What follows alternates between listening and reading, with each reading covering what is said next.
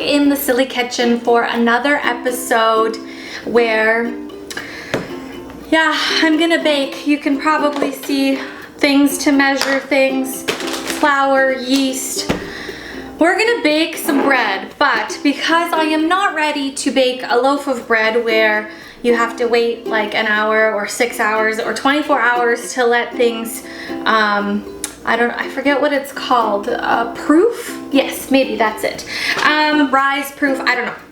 I decided for my first bread recipe that I'm gonna try with a full audience is making focaccia. Maybe I should learn how to say the word first before I do a video. Okay, we're gonna go with focaccia, I don't know. Somebody who knows how to say it, please give me the pronunciation. I would really appreciate that. So I'm only gonna say that word once. I'm gonna run through the ingredient list with you so that we know what we're doing, because I need to know what I'm doing. We're gonna need 3 cups of flour, 1 package of quick rise instant yeast, so that's 8 grams on this package, some sugar, a tablespoon, and a teaspoon of salt. Once we have all those dry ingredients, we are going to put in 1 2/3 cup of warm water, mix it all together, as well as 2 tablespoons of olive oil of your choice. And we're gonna need some extra olive oil for the top as well afterwards. So that is what we need, the ingredient list, and we're gonna go from there. And again, hope it works out. So let's start by measuring 3 cups of flour. Get that yeast in there, and sugar and salt. I'm gonna pour the warm water in slowly and just kind of start mixing. And then once it's mixed through, then I'll add a little bit of olive oil, 2 tablespoons to be exact. Now that it's all mixed up, I think, we need to let it sit for 30 minutes, even though it's instant yeast. It's not ready to be baked right away. So we're gonna let it sit and do its thing. I've seen people do like the towel thing and just let it kind of rest for about half an hour before we come back to it. Just kidding, you can't take a break while it rises.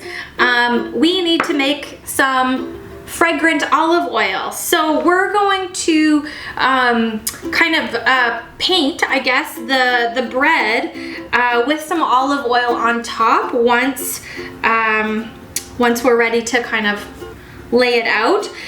So what I have is a little bit of olive oil, but I also have some fresh rosemary that I'm gonna wanna add onto the bread, but I'm not just gonna want to throw these guys right on. I want to put it into the olive oil so that while this dough is waiting to be ready, all of these beautiful flavors are gonna sit in the olive oil and make that olive oil even more beautiful and flavorful. So I'm just running my knife across.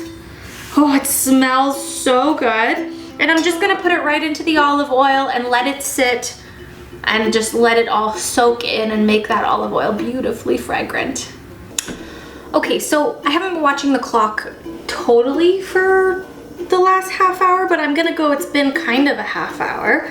So our dough has done some stuff, and now we need to kind of like squish it a few times onto our board that has a bit of flour, because we don't want it to stick to everything. So very gently I'm letting it fall out of my bowl. Not bad, not bad. Most of it came out, a little bit on the edges. And they say that you need to kind of work it a little bit. I don't know how much. Most bakers tell me that you'll know by touching and by figuring that out, but if you've never made focaccia. How the hell am I supposed to know what it's supposed to feel like? It certainly doesn't feel like pierogi dough. It feels really like fluffy. It feels really nice, actually. That might be the wine talking. Okay. Baking stressful. I needed some wine. Don't judge. Okay. I don't know. Like, it still feels a bit sticky, so I don't know if that's good or bad, but I'm just gonna go like this for a couple minutes and then we're gonna do the next step. Okay, so the next step was that I just kind of smushed the dough on here and spread it out a little bit. And now you're supposed to kind of like poke holes in it, but not all the way through, just like, you know, how the top of Focaccia bread, Focaccia, I don't know how to say it. It has like those little divots in the top. So I'm just using my fingers to do that. It's a little sticky, but that's cool. And I'm trying not to go like all the way through, but I'm assuming this will rise a little bit in the oven, like, so it's maybe a bit forgiving, but it just looks like a nice flat bread right now. Okay, so remember that oil we had with the rosemary? Let's paint the bread. Oh, this is the fun part. This is where, like, you don't have to measure anything and you just get to have fun and paint and make it all shiny. Get some rosemary all over here. Oh yeah. This is the best part so far of this recipe in my humble opinion. And it smells so good. It's so herby. Herbal? I don't know, whatever. I'm hungry. I didn't drool on the bread, don't worry. I got a little bit of too much of the herb here and not enough over here. I don't know, I feel like I could probably use a little bit more oil, but also I could probably just do a better job of spreading it out. This looks awesome right now. I have confidence in this one. I have confidence in this one. Okay, I feel like I got all the spots nice and oily. The final touch is Tsp. So we have salt in the dough, but I like a little bit of coarse salt on the top as well. So I'm just letting it snowflake down there.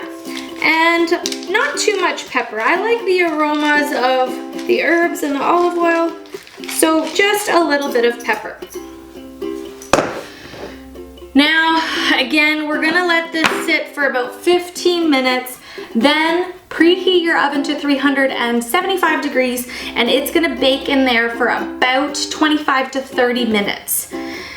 And then we finally get to eat it. I mean, it's not a difficult recipe, but it does take a bit of time and a bit of patience, which is things that I don't always have. But in the current situation, I seem to have more time and I'm learning about patience. So back to my glass of wine as I wait for 15 minutes, and then I'm gonna put this in the oven.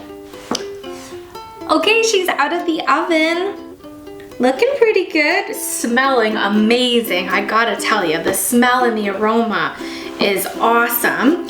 So somehow I'm gonna transfer it from here onto my cutting board so that I can slice off a little piece for me to try. So I think the best way to do it is just to, whoo, that's warm. Oh, the steam coming off of that.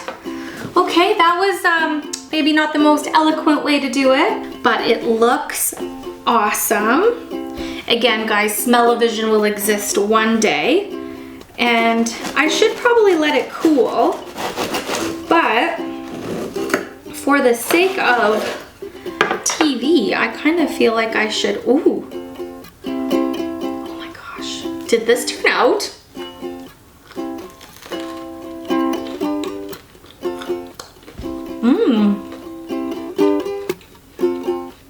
It's still kind of fluffy in the middle, but a really nice crunch on the outside. Oh, and the herbs. Hello. I know know how to make bread. I know how to make bread. Okay. I had to have a little happy dance on that one because I get very nervous still baking. This is probably my 4th or 5th time baking something from scratch.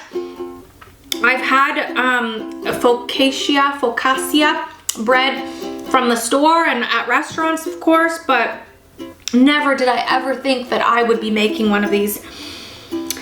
I'm going to post the recipe. I am going to make this again and again and again. And I hope that if you are a scaredy cat like me when it comes to baking, that you try this too, because it is so worth it. This would be perfect on the side of a salad. Maybe a beautiful bowl of minestrone soup. Some pasta. Or you could just keep cutting it off a little bit by bit and eating it like I will.